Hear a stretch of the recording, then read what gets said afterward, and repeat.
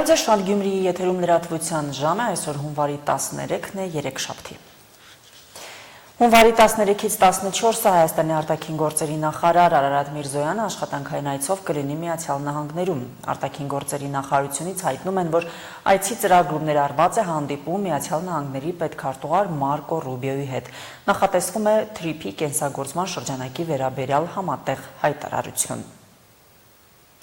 2025-ին Պաշտպանության նախարարության կապիտալ ծախսերը կազմել են ավելի քան 57 միլիարդ 702 միլիոն դրամ։ 2023-ի համեմատությամբ նախորդ տարի արձանագրվել է զորակոչի 19% աճ։ Սուրեն Պապիկյանն այսօր ամփոփել է 2025-ի աշխատանքները։ Նա ասել է, որ ձեռքբերված պաշտպանական զենքերը բավականին մրցունակ են եւ արդեն իսկ առաջացնում են շատ երկրների հետաքրքրությունը։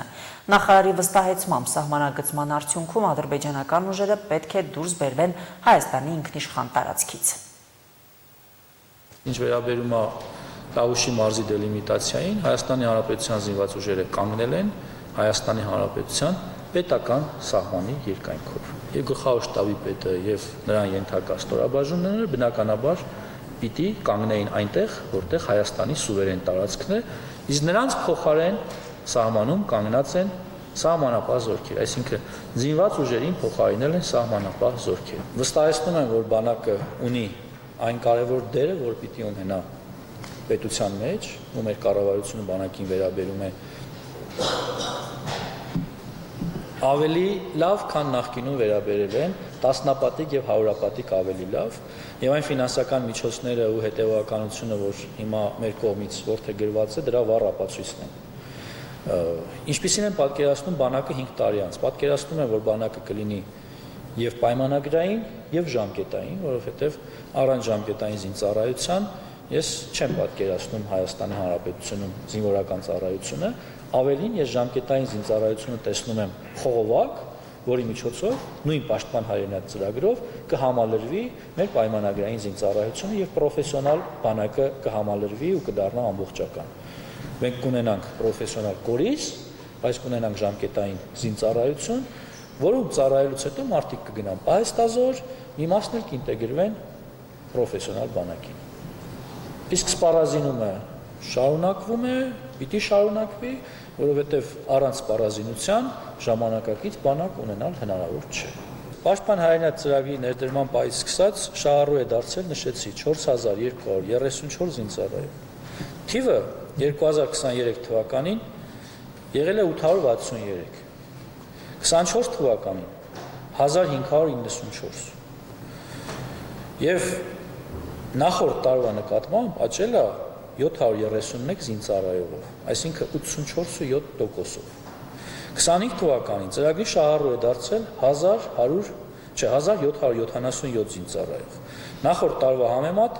ավելացել է 9.5%-ով։ Հիմա 26 թվականին այդ թիվը,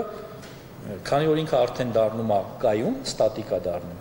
կունենանք մինչև 10% ավելացում նախորդ տարվա նկատմամբ, բայց զրոյական տարվա նկատմամբ ես նշեցի 84.7%։ Սա բավարար է, որպեսզի մենք լուծենք մեր խնդիրները։ Ցավոք ունեցել ենք երկու ինքնասպանության դեպք, որի մասին ես նշել եմ, եւ եւս մի անգամ ուզում եմ նշել։ 2025 թվականին ծառայության բերումով ունեցել ենք 6 մահվան դեպք, որից մեկը կայծակնահարություն, մեկը հոսանքահարման դեպք, երկուսը ինքնասպանության կամ ինքնասպանության հասցման, իսկ ես դա փորձում եմ ինձ ապահովագրել, որ չասեք, բա գիտեք, այն օրը դուք ասիք ինքնասպանություն էր, բայց հասցրել էին։ Եվ երկուսը առողջական խնդիրներով։ Մենք աշխատանք ենք կատարելու, որպեսզի որոշակի սխալ, թյուր պատկերացում ունեցող սպաները խմբագրեն իրենց մոտեցումները, այսինքն չեմ ասի, որ վաղվանից թուրն առնելու ենք, բոլորին զորացրենք, այդպես չի։ Աշխատանք կտանենք, բայց այն մարդիկ, ում մոտ դա քրոնիկ է, այսպես ասած, արյան մեջ է, այդ մարդիկ զինված ուժերում անելիք չունեն։ Պատկերացրեք, քրեական ենթամշակույթի մասա նաև այս բանի դրսից տղա բերելու ինստիտուտը։ Դուր զանգում են, կամ դուք եք զանգում ձեր աղբերներին, կամ ձեր հարազատներն են զանգում, կամ ձեր ավագ եղբայրները, մյուսները, սա բոլորիս է վերաբերում, սիրելի հայրենակիցներ։ ես լրագրողին նկատի չունեմ, երբ որ սա կայակոչում եմ, փաստ է, որ այս երևույթը դատապարտելի երևույթ պիտի լինի։ Կամ ինչ նշանակում զինվորին ասել երեխեն ու այդ մայրական հոգատարությունը կարևոր է, բայց 18 տարեկան տղան ինքնուրույն մարդ է, Հայաստանի Հանրապետության լիիրավ քաղաքացի է։ Ինքը պիտի տնօրինի իր կյանքը ու գնալ միջամտել նրա կյանքին, ինքը զանգի պապային, նա զանգի մյուսին, քեռուն եւ այլն, ու գնալ զորամասում ինչ-որ հարցեր լուծել, դա էլ է քրեական ենթամշակույթի մաս։ Թվում է, թե դա ծնողական հոգատարություն է, ոչ, դա քրեական ենթամշակույթի ու մտածելակերպի մաս է, սիրելի հայրենակիցներ։ Պայքարելու ենք սրա դեմ հետևողականորեն, բայց միայն մեր մասնակցությունը ու մեր գործիքները բավարար չեն։ Ձեր բոլորի աջակցությունն է պետք, այդ թվում նաև իրապահ այլ մարմինների, այլ համակարգերի, ովքեր մեզ կարող են համապատասխան օժանդակություն ցույց տալ քաղաքացիական կյանքում ներգրավված անձանց զինվորական կյանքին միջամտելու գործում։ Տեղի ունեցել ՀՅԴ Հայաստանի կազմակերպության գերագույն ժողովը։ Քննարկվել է 2026 թվականի ընտրություններին դաշնակցության մասնակցության ձևաչափի հարցը։ Ժողովի արդյունքները ներկայացրել է Ազգային ժողովի Հայաստան խմբակցության падգամավոր Իշխան Սաղաթելյանը։ Վերջինիս խոսքերով 2026-ի ընտրությունները հերթական, սովորական կամ ընթացիկ չեն լինելու։ Այդ ընտրությունների արդյունքներով է որոշվելու հայ ժողովրդի եւ մեր պետականության ապագան։ Գերագույն ժողովը որոշեց մասնակցել 2026 թվականի ԱԺ ընտրություններին նախապատվություն տալով դաշինքային ձևաչափին, լիազորել ՀՅԴ Հայաստանի գերագույն մարմնին, վարել ակտիվ նախընտրական բանակցություններ հավանական դաշինքի ձևաչափի վերաբերյալ, ապահովելով ՀՅԴ նշանակալի դերակատարությունը եւ մոտեցումների արտացոլումը կարևորագույն հարցերում։ Հեղափոխական դաշնակցության 29-րդ արտահերթ գերագույն ժողով։ Մեր տրամադրվածությունը հետևյալն է։ Մենք ունենք ցանկություն, ունենք հնարավորություն, ունենք ինչու՞ չէ հավակնություն, դաշինքը պահպանելու, այն ընդլայնելու եւ ավելի ազդեցիկ միավոր դարձնելու։ Կա որոշում արդեն, որ դաշինքը ով է ղեկավարելու, կրկին երկրորդ նախագահ Ռոբերտ Քոչարյանը եւ որ այլ ուժերի հետ է այս պահին բանակցություններ ընթանում։ Այդ մասին դեռ որոշում չկա, տեսեք, որպեսզի հասկանանք ընթացքը, դաշնակցությունը որոշել է մասնակցել դաշինքային ձևաչափով։ Հիմա մենք արդեն պետք է տեղի ունենան քննարկումներ, խորհրդակցություններ, բանակցություններ, որպեսզի գանք եզրակացության։ Այդ բոլոր հարցերը արդեն տեղի կունենան եւ վերջնական որոշման կգանք այդ քննարկումների եւ բանակցությունների արդյունքում։ Դուք քննարկել եք մեկ ճակատով մասնակցելու, որ լինի երկու բևեռ, իշխանություն, ընդդիմություն։ Քննարկել եք այդ հարցը ու արդյոք համարում եք, որ դա արդյունավետ է, այդպիսով հնարավոր է տապալել գործով իշխանությանը, դա համարում եք արդյունավետ ճանապարհ։ Ուրեմն մենք այդ հարցը քննարկել ենք, ոչ միայն քննարկել ենք այս ժողովում, այլ նաեւ դրանից առաջ։ Ինքը իրականում լավ գաղափար է, մենք խորքի մեջ այդ գաղափարին դեմ չենք, բայց գործնականում այն իրականացնելը գրեթե անհնարին։ Ինչու՞, որովհետև նախ արդեն մի քանի ուժեր շատ հստակ հայտարարել են, որ պատրաստ չեն մեկ բլոկով մասնակցելու, եւ երկրորդ, որ անկեղծ ասեմ, դրա արդյունավետությունն էլ 100%, ինչպես պնդում են մեր շատ գործընկերներ, 100% համոզմունք չի, որ դա շատ արդյունավետ է։ Ինչու՞, որովհետև երբ որ բոլոր ուժերին նույնացնում ես, մեկի անձեռեցինը ասում է մյուսին ու հակառակը, իհարկե ուժերը մեկ տեղում ես հնարավորությունները, ռեսուրսները, բայց նաև այդ նույնացնելով հանրության տարբեր շերտերի զրկում ես այլընտրանքային հնարավորություններից։ Իրանում իրավիճակը չի հանդարտվում, զանգվածային ցույցերը շարունակվում են երկրի մի շարք քաղաքներում։ Իրանի արտաքին գործերի նախարարը հայտարարել է, որ ցուցարարների ներկայացուցիչների հետ անձամբ հանդիպել է Իսլամական Հանրապետության նախագահը։ Իրանում լայնածավալ բողոքի ցույցերի, համացանցի սահմանափակումների եւ հասարակական տրանսպորտի խափանումների ֆոնին Միացյալ Նահանգների պետքարտուղարությունը կոչ է արել իր քաղաքացիներին լքել Իրանը Հայաստանի, Թուրքիայի կամ Թուրքմենստանի հետ ցամաքային սահմաններով։ Իրանում ավելի քան 2 շաբաթ է շարունակվում են զանգվածային բողոքի ակցիաները։ Թեհրանի եւ երկրի այլ խոշոր քաղաքների փողոցներ են դուրս եկել մեծաթիվ ցուցարարներ, եղել են բախումներ իրավապահների հետ։ Ըստ իրավապաշտպան խմբերի զոհերի թիվը հասել է 650-ի, նրանց թվում կան տասնյակ իրավապահներ։ Իսլամական Հանրապետությունը զոհերի մասին պաշտոնական տվյալներ չի հաղորդել։ Ամբողջ երկրում հեռախոսային եւ ինտերնետ կապը դեռ սահմանափակ է։ Իրանի արտաքին գործերի նախարար Աբբաս Արաղչին հայտարարել է, որ իշխանությունները երկխոսություն են սկսել ցուցարարների ներկայացուցիչների հետ։ Նրանց անձամբ ընդունել է երկրի նախագահ Մասուդ Փեզեշքյանը։ Իդեպ Իրանում հակակառավարական բողոքի ցույցերին զուգահեռ տեղի են ունեցել նաև Իսլամական Հանրապետության աջակցության հանրահավաքներ։ Այաթոլլահ Ալի Խամենեին դրանք անվանել է զգուշացում Միացյալ Նահանգներին։ Իրանի արտաքին գործերի նախարարը հայտարարել է, որ երկխոսության մեջ է Միացյալ Նահանգների նախագահի հատուկ բանագնաց Սթիվ Ուիթկոֆի հետ ստեղծված իրավիճակի շուրջ։ Ուիթկոֆի եւ իմ միջև քննարկումը շարունակվել է բողոքի ցույցերից առաջ ու հետո եւ շարունակվում է մինչեւ օրս։ Ալ Ջազիրային տված հարցազրույցում Արաղչին նշել է, որ Թեհրանն այժմ ուսումնասիրում է Վաշինգտոնից ստացված առաջարկները, սակայն նա չի մանրամասնել դրանց բովանդակությունը։ Իրանի արտաքին գերատեսչության ղեկավարը միևնույն ժամանակ ընդգծել է, որ Միացյալ Նահանգները չի կարող միաժամանակ երկխոսել Իրանի հետ եւ ճնշում գործադրել նրա վրա։ Վաշինգտոնի առաջարկած գաղափարներն ու մեր երկրի դեմ սպառնալիքներն անհամատեղելի են։ Նա վստահեցրել է, որ Իրանը պատրաստ է ԱՄՆ-ի հնարավոր ռազմական գործողություններին եւ նշել, որ իրանցի զինվորականներն ավելի լավ են պատրաստված, քան 2025 թվականի հունիսին Իսրայելի հետ հակամարտության ժամանակ։ Միևնույն ժամանակ Արաղչին հույս է հայտնել, որ ԱՄՆ ղեկավարությունը կընտրի գործողությունների խոհեմ տարբերակ։ Սպիտակ տան խոսնակը հաստատել է, որ իրանական կողմը կապ է հաստատել ԱՄՆ նախագահի հատուկ բանագնաց Ուիթկոֆի հետ։ Քերոլայն Լիվիտը Fox News-ին տված հարցազրույցում ասել է, թե այնինչ իրանական կողմը հրապարակավ ասում է, շատ է տարբերվում այն ուղերձներից, որոնք անձնական հաղորդագրություններով ուղարկում են Միացյալ Նահանգներին եւ Թրամփի վարչակազմին։ Սպիտակ տան խոսնակը նաև հայտարարել է, որ Միացյալ Նահանգների նախագահ Դոնալդ Թրամփը պատրաստ է ռազմական ուժ կիրառել Իրանի դեմ, եթե դա անհրաժեշտ համարի, սակայն դիվանագիտությունը միշտ առաջին տարբերակն է։ ԱՄՆ նախագահ Դոնալդ Թրամփը 25% մաքսատուրք է սահմանել բոլոր այն երկրների նկատմամբ, որոնք համագործակցում են Իրանի հետ։ Ուժի մեջ է մտնում անմիջապես Իրանի Իսլամական Հանրապետության հետ բիզնես վարող ցանկացած երկիր կվճարի 25% մաքսատուրք Ամերիկայի Միացյալ Նահանգների հետ կատարվող ցանկացած եւ բոլոր գործարքների համար։ Այս որոշումը վերջնական է եւ վճռորոշ։ CNN-ը գրում է, որ մաքսատուրքեր սահմանելու Թրամփի որոշումը մեծապես կազդի Չինաստանի վրա, որն Իրանի եւ Միացյալ Նահանգների խոշոր առևտրային գործընկերն է։ Սա կարող է նշանակել, որ Չինաստանը կվճարի 45% մաքսատուրք ԱՄՆ ապրանքներ արտահանելու համար ներկայիս 20-ի փոխարեն։ Բացի Չինաստանից Իրանի խոշոր առևտրային գործընկերներն են Հնդկաստանը, Արաբական Միացյալ Էմիրությունները, Թուրքիան։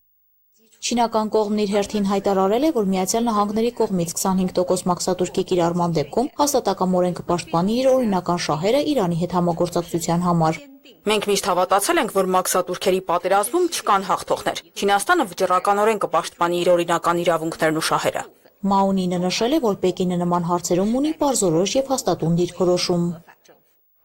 Ռազմական գործողությունները չեն դադարում ռուս-ուկրաինական ճակատում։ Ուկրաինական կողմի հաղորդմամբ ռուսական ուժերը գրեթե 300 անօդաչուներով եւ տարբեր տեսակի 25 հրթիռներով զանգվածային հարձակում են իրականացրել երկրի շրջանների ուղղությամբ։ Ուկրաինայի գրեթե բոլոր շրջաններում հայտարարվել է օդային տագնապ։ Թիրախում եղել են Դնեպրի, Ժիտոմիրի, Զապորոժիայի, Կիևի, Օդեսայի, Սումիի, Խարկովի եւ Դոնեցկի մարզերի էներգետիկ եւ քաղաքացիական օբյեկտները։ Խարկովում փոստային տերմինալին հարվածի հետևանքով 4 մարդ է զոհվել, եւս 6-ը վիրավորվել։ Օդեսայի կենտրոնական հատվածում հարվածներից վնասվել են բնակելի տներ, հիվանդանոց, մանկապարտեզ, դպրոց։ Հաղորդվում է 5 տուժածի մասին։ Կիևի մարզում հարվածների հետևանքով առանց էլեկտրամատակարարման է մնացել մի քանի 100,000 ընտանիք։ Հրդեհներ են բռնկվել բնակելի շենքերում, արդյունաբերական օբյեկտներում։ Դնեպրոպետրովսկում էլ ԱԹՍ-ի հարձակման հետևանքով վիրավորվել է 2 մարդ, վնասվել են բնակելի տներ, ենթակառուցվածքային օբյեկտներ։ Ռուսաստանի պաշտպանության նախարարությունը հաստատել է, որ թիրախների թվում եղել են Ուկրաինայի էներգետիկ ենթակառուցվածքները, որոնք ինչպես նշվել է, աջակցում են Ուկրաինայի պաշտպանական արդյունաբերությանը։ Գերատեսչությունից հայտնել են նաև, որ հակաօդային պաշտպանության համակարգերը որսացել եւ ոչնչացրել են ավելի քան 25 ԱԹՍ-ներ։ Ռուսական լրատվամիջոցներն էլ հաղորդել են, որ ուկրաինական ուժերը հարվածներ են հասցրել Տագանրոգի անօդաչու թռչող սարքերի բաղադրիչների արդյունաբերական ձեռնարկությանը։ Բռնկվել է հրդեհ, գործարանի աշխատակիցները տարհանվել են։ Անահիտ Հակոբյան, Հորիզոն։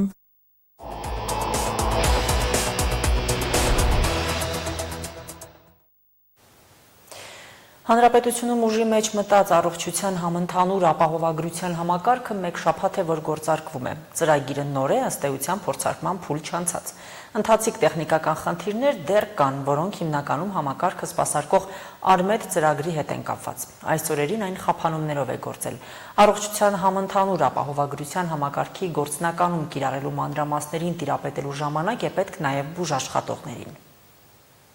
Առողջության համընդհանուր ապահովագրության ծրագիրը փաստացի սկսեց գործել հունվարի 5-ից, երբ աշխատանքային նոր տարին ուժի մեջ մտավ։ Այսինքն նոր համակարգը փորձարկում չհասցրեց անցնել, իսկ տեխնիկական խնդիրները պարզ է, որ անպակաս էին լինելու։ Առաջինը առողջապահության Արմեդ էլեկտրոնային միասնական տեղեկատվական համակարգի անկանոն աշխատանքն էր պատճառը։ Ապահովագրության ծրագրին վերաբերող ոչ բոլոր տվյալներն էին հասանելի հարթակում։ Հունվարի 5-ին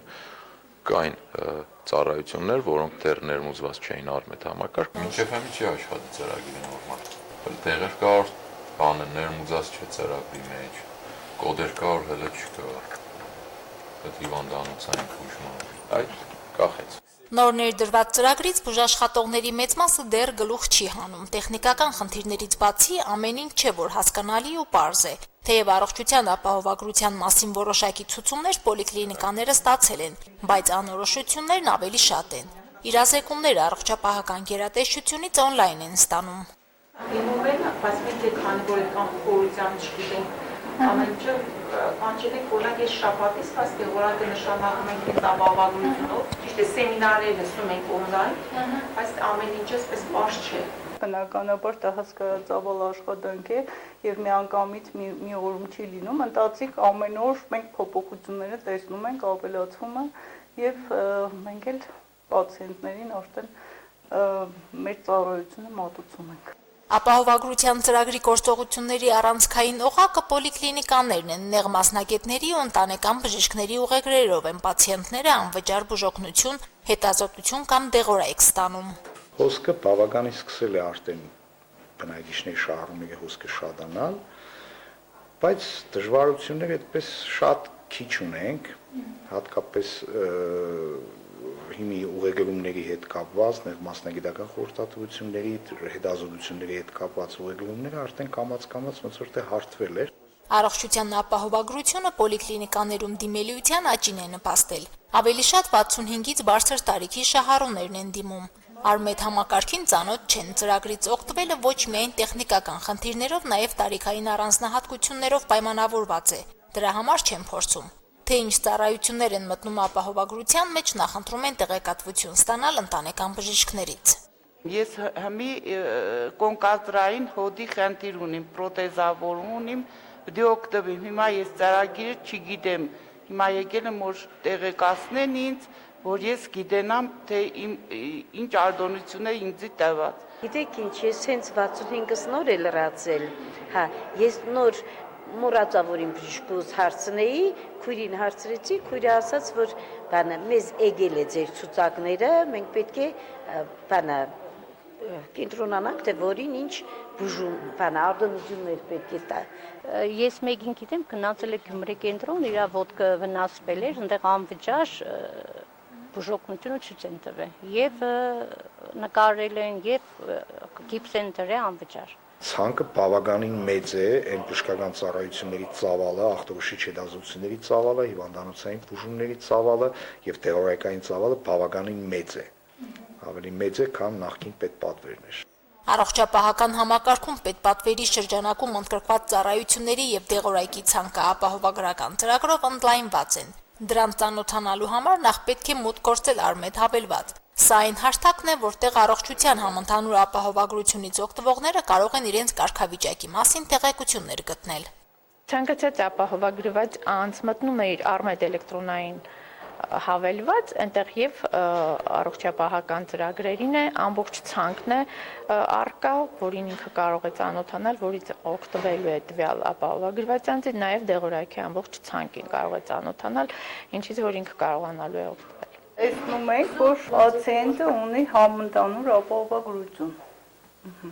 Մենք տեսնում ենք, քանի որ 65-ից բարձր տարիք ունի, հետեւաբար ապահովագրված է։ Ունի որոշակի հիվանդությունների ցանկ եւ ունի հետազոտությունների ցանկ եւ ունի դեղորայքի ցանկ։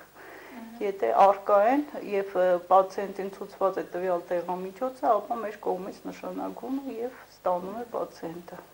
Նոր համակարգը փուլային եղանակով է կայանալու։ Առաջին փուլում ընդգրկված են 0-ից 18 տարեկանները, 65-ից բարձր տարիքի քաղաքացիները, սոցիալապես անապահով խմբերը եւ զոհված զինծառայողների ընտանիքները, որոնց ապահովագրության տարեկան վճարն ամբողջությամբ կփակի պետությունը։ 2029 թվականից արդեն ապահովագրական փաթեթ կունենան Հայաստանի Հանրապետության բոլոր քաղաքացիները։ Մարինե Դերբինյան, Վահագն Վարագյան, Հորիզոն։ Ձնայհյուսի բարձր վտանգի պատճառով արգելվել է բոլոր տեսակի տրանսպորտային միջոցների երթևեկությունը դեպի վրաց-ռուսական սահման վերին Լարսի անցակետ տանող ճանապարհին, հայտարարել է Վրաստանի ճանապարհային վարչությունը։ Երթևեկությանը արգելքը վերաբերում է Մցխեթա-Ստեփանցմինդա-Լարս միջազգային ճանապարհի Գուդաուրի կոբի հատվածին։ Մցխեթա-Ստեփանցմինդա-Լարս մայրուղին, որը հայտնի է որպես ռազմավարական ճանապարհ, ներկայում միակ ցամաքային ճանապարհն է, որը Հայաստանը եւ Վրաստանը կապում է Ռուսաստանի հետ, իսկ Կազբեկի վերին Լարս անցակետը Վրաստանի եւ Ռուսաստանի միջև միակ գործող սահմանային անցակետն է։ Միջերկրական ծովից ցիկլոնի ներթափանցման պայմանավորված ձյան տեղումներ են մեր հանրապետության շրջաններում, առանձին վայրերում ձյան տեղումները կլինեն զգալի։ Լեռնային առանձին գոտիներում սպասվում է քամու ուժգնացում, բուք, ցածր հորիզոնական տեսանելիություն։ Օդի ջերմաստիճանը հունվարի 14-ից 16-ը, աստիճանաբար կնվազի 10-ից 13 աստիճանով։ Շիրակի մարզում փակ ճանապարհներ այս պահին չկան, Արթիկի տարածաշրջանի ավտոճանապարհներին բուք է։ Այժմ լրահոսը եւս սպառված է, նորությունների սպասեք մեր հաջորդ թողարկումներում։